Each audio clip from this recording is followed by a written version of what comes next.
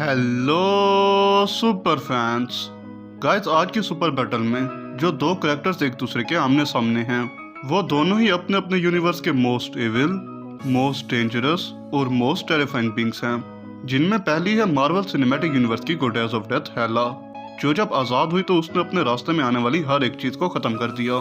थोर MCU का सबसे powerful super hero है, बट हेला ने उसकी आंख निकाल ली, उसके हैमर म्योलनर को डिस्ट्रॉय कर दिया और उसकी बहुत ही बुरी हालत कर दी। तो हेला बहुत ही ज्यादा पावरफुल है, बट आज जो हेला के सामने करेक्टर है वो भी हेला के बराबर या उससे ज्यादा ही पावरफुल होगा, क्योंकि है god of evil Darkseid. DC comics हो, एनिमे या फिर मूवीज, डार्कसाइड डीसी का सबसे बड़ा विलन है और बहुत ही ज्यादा पावरफुल है। उसने अकेले ही कई बार पूरी की पूरी जस्टिस लीग को हराया है। तो आज हम हेला और डार्कसाइड का कंपैरिजन करेंगे और तब हमें पता चलेगा कि इन दोनों में कौन ज्यादा पावरफुल है, और जानेंगे कि अगर इन दोनों में कभी फाइट हो तो वो फाइट कौन विन करेगा। तो बिना किसी का हथौड़ा तोड़े चलिए शुरू करते हैं।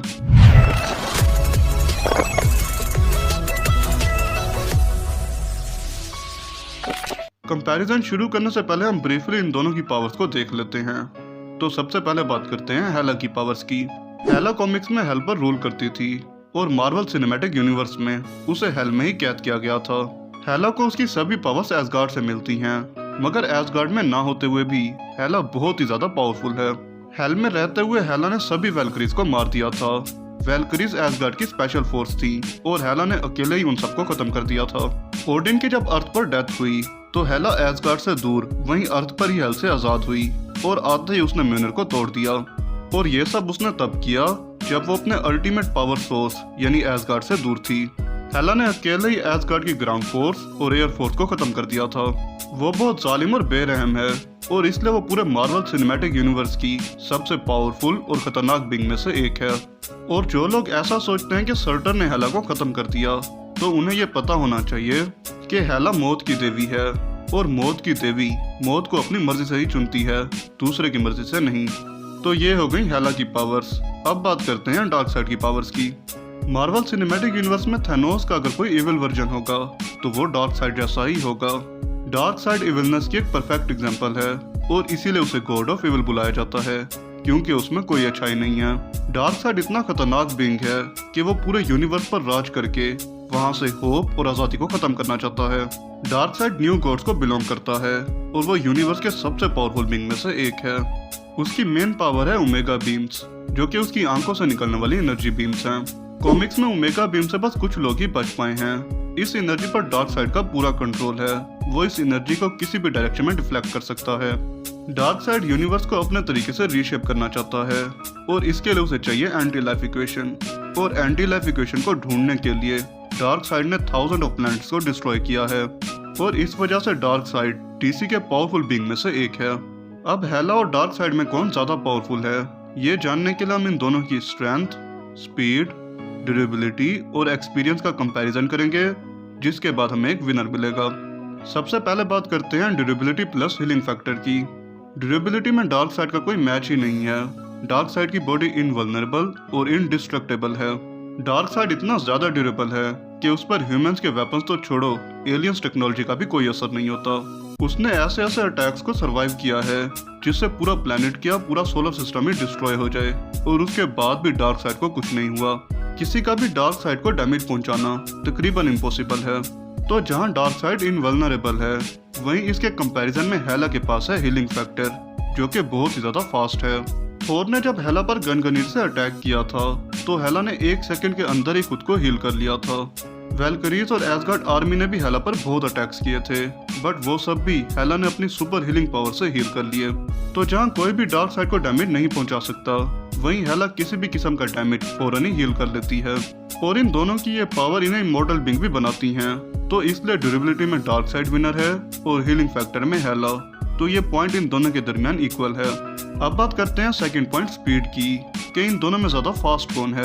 कॉमिक्स में हमने डार्कसाइड को स्पीड ऑफ लाइट से ट्रैवल करता देखा है, बट वो ऐसा बहुत ही कम बार करता है क्योंकि वो कहीं भी टेलीपोर्ट हो सकता है। इसके अलावा ऐसा देखा गया है कि किसी भी बैटल में डार्कसाइड बहुत ज्यादा फास्ट मूव नहीं कर सकता, और इसका रीजन खुद डार्कसाइड की बॉडी है।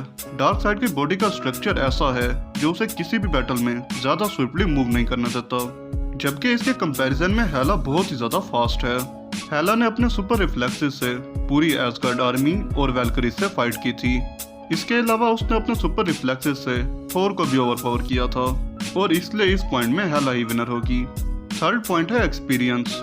हेला और डार्कसाइड में किसके पास ज्यादा फाइटिंग एक्सपीरियंस है? थोर के भी पैदा होने से पहले हेला ने ओडिन के साथ मिलकर 9 रियम्स को जीता था और इसके बाद 1500 साल तक वो हेल में भी कैद रही और हेल में उसने वैल्करीज से भी फाइट की। इसलिए उसके पास अच्छा खासा एक्सपीरियंस तो जरूर है, बट डार्कसाइड के कंपैरिजन में हेला का ये एक्सपीरियंस कुछ भी नहीं है। और मैं ऐसा क्यों कह रहा हूँ ये आपको आगे पता चल ही जाएगा। डार्कसाइड की सिर्फ एज ही बिलियन ईयर्स ओल्ड बताई जाती है और अपनी इस लॉन्ग लाइफ में डार्कसाइड ने थाउजेंड ऑफ प्लैनेट्स को डिस्ट्रॉय किया है, कई डिफरेंट बीइंग से डिफरेंट जगह और टाइम पर फाइट की है। डार्कसाइड ने जंग का हर एक पहलू देखा है, अच्छी साइड से लेकर बुरी साइड तक, डिजर्विंग से लेकर अनडिजर्विंग तक। डार्कसाइड को वॉर की सब स्ट्रेटेजीज आती हैं, किस विलन को किस तरह हराना है वो सब जानता है और इसीलिए उसके पास ही ज्यादा फाइटिंग एक्सपीरियंस है और इस पॉइंट में वो हेला से बहुत ही ज्यादा आगे है। तो अब कुछ इस तरह है कि ड्यूरेबिलिटी और हीलिंग फैक्टर में ये दोनों इक्वल हैं, स्पीड में हेला फास्ट है तो एक्सपीरियंस में डार्कसाइड विनर है। अब बात करते हैं फाइनल पॉइंट स्ट्रेंथ की, कि स्ट्रेंथ में इन दोनों में कौन ज्यादा पावरफुल है। हेला की बेसिक पावर ही सुपर ह्यूमन स्ट्रेंथ है। ओडिन की पहली संतान होने की वजह से हेला में इस कदर पावर है कि उसका मुकाबला करना तकरीबन इम्पॉसिबल है। एमसीयू का सबसे पावरफुल सुपर हीरो थोर भी हेला के सामने वीक है, उसने म्योलनिर जैसे खतरनाक वेपन को भी इजीली तोड़ दिया था। हेला के खास वेपन है नेक्रोसवॉर्ड, वो अपनी बॉडी से किसी भी तरह का वेपन बना सकती है और नेक्रोसवॉर्ड की मदद से किसी को भी मार सकती है। सुपर स्ट्रेंथ के साथ हेला के पास मैजिकल पावर्स भी हैं, उसने इटर्नल फ्लेम को यूज करते हुए अपनी डेड आर्मी को भी जिंदा कर दिया था। तो ये हो गई हेला की स्ट्रेंथ। अब बात करते हैं डार्कसाइड की स्ट्रेंथ की। डार्कसाइड के पास भी सुपर ह्यूमन स्ट्रेंथ है, जिसकी हेल्प से उसने कई बार सुपरमैन और जस्टिस लीग को हराया है। उसने अपनी स्ट्रेंथ से ग्रीन लैंटर्न की रिंग्स को अपने हाथों से ही तोड़ दिया था और ज़्यूस को भी अच्छी खासी टक्कर दी थी। डार्कसाइड का सिग्नेचर वेपन उसकी ओमेगा बीम्स हैं, जिनके बारे में मैं पहले ही बता चुका हूँ। हेला के पास अगर मैजिकल पावर्स हैं तो डार्कसाइड मास्टर कर चुका है टेलीपैथी को। इसकी हेल्प से वो अपने आप को लिंक कर सकता है इस यूनिवर्स की किसी भी बीइंग के साथ। डार्कसाइड अपने ओपोनेंट की सारी नॉलेज को कंट्रोल कर सकता है और उन्हें इमोशनली ब्रेक डाउन कर सकता है। डार्कसाइड के पास हेला के कंपैरिजन में काफी ज्यादा पावर्स के ऑप्शंस हैं और डार्कसाइड के ये सब मूव्स स्ट्रेंथ में हेला को काफी पीछे छोड़ देते हैं और स्ट्रेंथ में डार्कसाइड ही विनर होगा। और आज के कंपैरिजन का विनर भी डार्कसाइड ही है, जो कि हेला से काफी ज्यादा पावरफुल है। और आज के कंपैरिजन का विनर भी डार्कसाइड ही है, जो कि हेला से काफी ज्यादा पावरफुल है। बट ये दोनों ही इमोर्टल और ओवर पावरफुल बीइंग्स हैं। इन दोनों का एक दूसरे को टेक डाउन करना काफी मुश्किल है, मगर हाँ डार्कसाइड में इतना पोटेंशियल जरूर है कि वो ओडिन की तरह ही हेला को कैद कर दें। बट ना ही हेला डार्कसाइड को टेक डाउन कर सकती है और ना ही डार्कसाइड हेला को। तो आप कमेंट में बताएं कि अगर इनमें फाइट हो तो वो फाइट कौन विन करेगा। तो बस इस वीडियो में इतना ही। मुझसे अगर कोई डिटेल रह गई हो तो कमेंट में ज़रूर बताएं। वीडियो अगर पसंद आई हो तो वीडियो को लाइक शेयर और चैनल को सब्सक्राइब करना मत भूलना। मिलते हैं नेक्स्ट वीडियो में।